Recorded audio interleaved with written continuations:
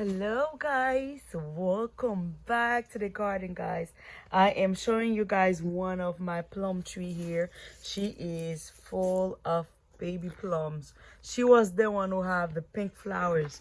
She have some nice fruits, and also the flowers she's carrying are so beautiful. Look at it. I don't know how many plums, how many fruits. Let me remove that one. She have this here. She have a lot of fruits here, and I'm going to have her some papaya. I wanna make some one papaya. I need a small one. I need another tiny one.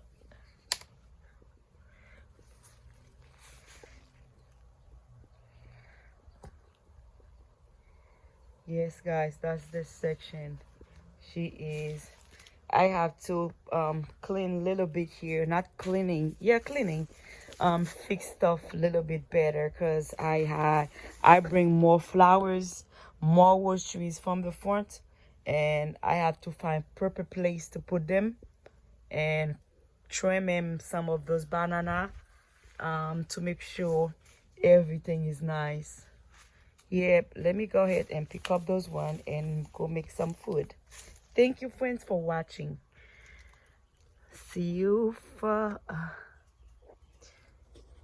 sorry guys, trying to get them.